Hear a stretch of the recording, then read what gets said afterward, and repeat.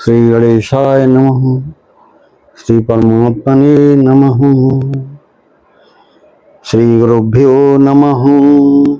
श्री सरस्वती नमः। श्री कृष्णं शरणं वयं नमः।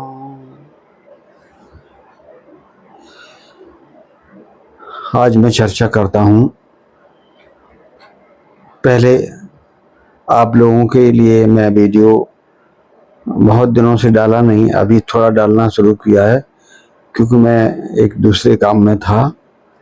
लेकिन मुझे लगा मैं अपने अनुभव, अपनी अनुभूतियाँ आपके साथ शेयर नहीं कर पा रहा हूँ, इसलिए मैंने ये फिर वीडियो डालना शुरू किए। हाँ, एक बात ज़रूर है कि आप इन्हें सब्सक्राइब जरूर करिए, ये मत भूलिए, और बेल बजाइए और कमेंट भी करिए। कमेंट करने से क्या है, आपकी भावनाएं पता लगेंगी, आपका रिएक्शन पता लगेगा। आपकी कोई बात है, कोई समस्या है या कोई पीड़ा है तो आप उसे कमेंट के माध्यम से शेयर कर सकते हैं। मैं पूरा ध्यान करूंगा, कोशिश करूंगा, प्रभु से प्रार्थना करूंगा आपकी वो समस्या हल हो, चाहे वो शारीरिक हो, चाहे वो भौतिक हो, चाहे दैविक हो, क्योंकि जो समस्याएं देता है वही समस्या का निराकरण कर सकता है। यानी जो हमारे सौर मंडल में नवग्रह हैं वो हमारी लाइफ को कंट्रोल करते हैं, क्योंकि जिस घड़ी में जिस वक्त हम पैदा होते हैं उस वक्त कौन सा ग्रह कहाँ बैठा है उसके हिसाब से हमारे जीवन में घटित होता है। और जैसे ग्रह चेंज होते हैं हमारी दशा भी चेंज होती रहती है और हम पीड़ा और सुख का अनुभव करते हैं, और ये सब होता है प्रारब्ध के वशीभूत।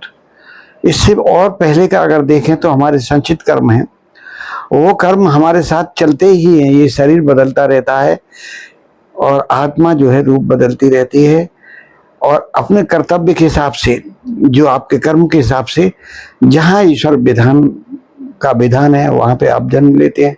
फिर वही लोग मिलते हैं जिनके आप साथ में आपने जो भी व्यवहार किया है उस तरह का व्यवहार आपके साथ वो लोग भी करते हैं। इसलिए एक कहावत है, कर भला तो हो भला। आपके मन में सबके प्रति अगर भलाई का भाव है, सबके प्रति दया का भाव है, तो आप समझ लो ईश्वर के करीब है। क्योंकि ये गुण जो हैं, सबकी मदद करना, सबकी पीड़ा को समझना, किसी की पीड़ा में सहायक होना, कोई किसी के पास कोई कमी है उसके अभाव को अगर आप दूर कर सकते हैं तो वो दूर करना, और किसी की कठिनाइयों में आपके उसके साथ हो जाना, यही दैवी गुण है।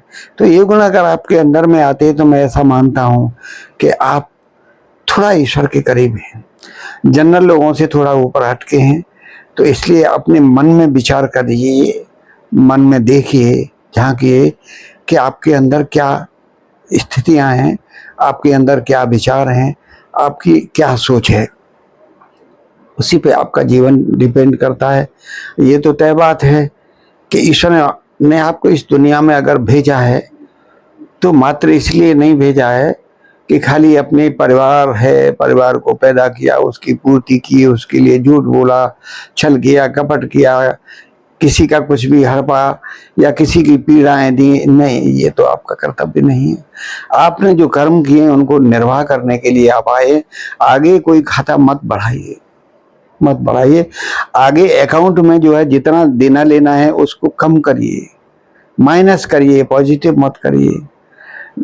तो जो जैसा जिसका कर्म है वैसा ही उसका अंत है, वैसा ही उसका भोग है।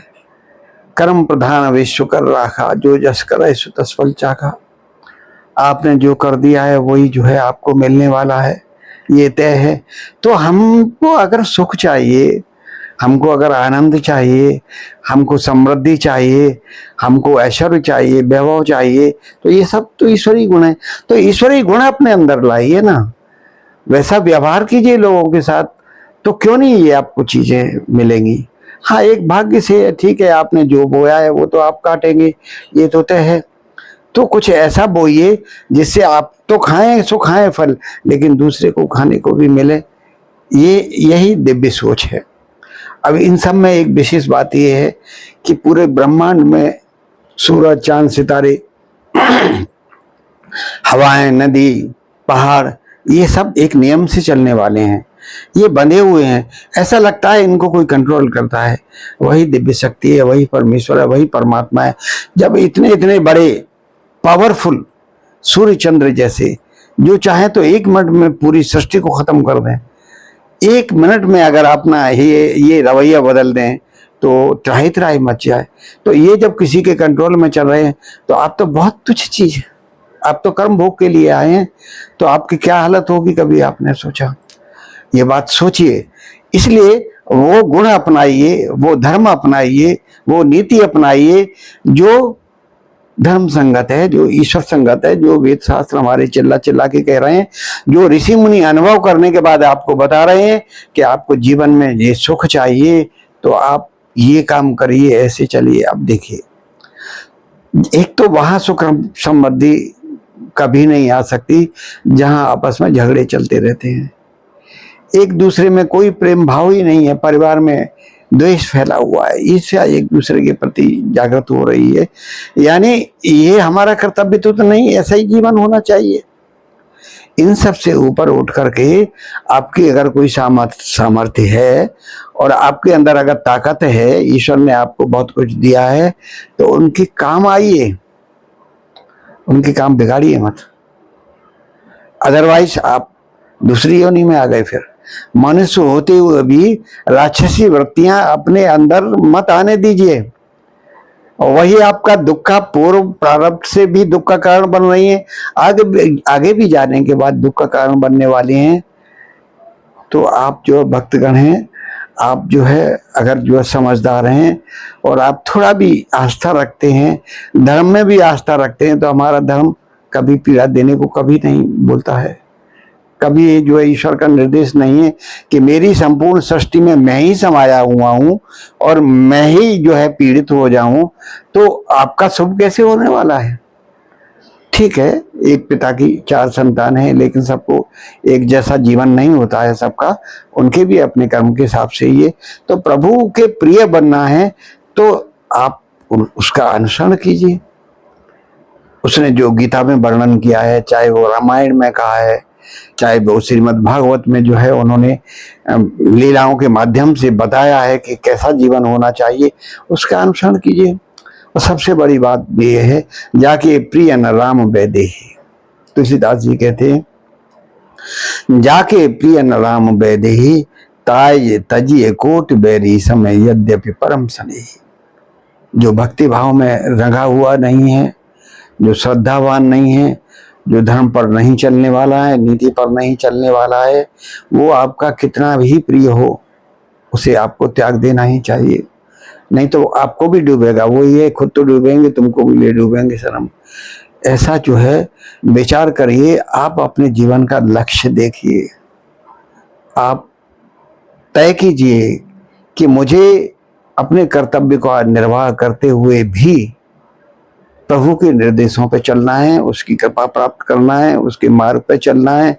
एक बार आप चल निकले, एक बार आप चल निकले, जो आपने अनुभव किया, आनंद आ जाएगा, आपको सब आनंद फीके लगने लगेंगे। इसी का एक जो है उदाहरण है रेकी। आप रेकी का अभ्यास करिए, मैंने और भी एपिसोड बनाए हुए हैं, आप उनको देखिए एक बार, और इसको भी सब्सक्राइब करिए। जो लोग नए हैं, कर चुके हैं, उनके लिए धन्यवाद है, जो नए हैं वो भी करें और कुछ समझें, सीखें, बैल भी बजाएं। तो मैं जो कुछ भी मेरा नया जो वीडियो आएगा आपको जो है पहले मिलेगा। तो अपने जीवन का अर्थ समझिए, आप अपने आप को समझिए। आपके आसपास ही शक्तियां हैं, आपके अंदर ही शक्तियां हैं, केवल उनको जागृत करने की जरूरत है। जागृत करने के लिए ध्यान धारणा की जरूरत है और आह्वान करिए। और सरल तरीका मैं आज की तारीख में रेकी को मानता हूं। जो रेकी की साधना करता है वह धीरे धीरे सब चीजों को प्राप्त करता है, उसके मन में विचार भी उसके शुद्ध रहते हैं।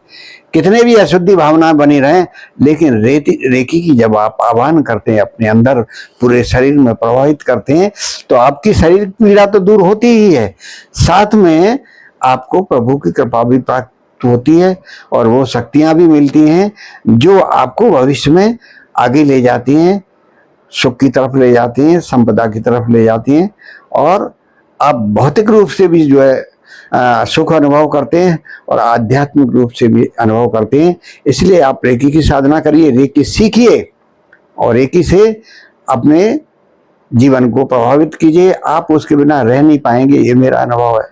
एक बार आपको वो आनंद मिल गया रेकी का, आपको ये लगेगा कि सुबह शाम मुझे रेकी का ही चाहिए, वही अनुभूति चाहिए। तो आप अगर कोई दिक्कत है, नहीं समझ में आ रही है, तो मुझे पूछिए। उसके कोई ज्यादा मंत्र नहीं, 3 ही जो है उसके ड्रॉ करने पड़ते हैं, वही है, वो ये आपने सीख लिया और एक बार सुबह अपने को उससे प्रभावित कर दिया, उस शक्ति से, यानी प्राण शक्ति से, तो आप दिन भर फुर्ती का अनुभव करेंगे और आनंद का अनुभव करेंगे। आप ये अनुभव करके देखेंगे, तभी जब मेरी बात मान के आप ये सीखेंगे और उसका आनंद लेंगे। राधे कृष्ण, धन्यवाद।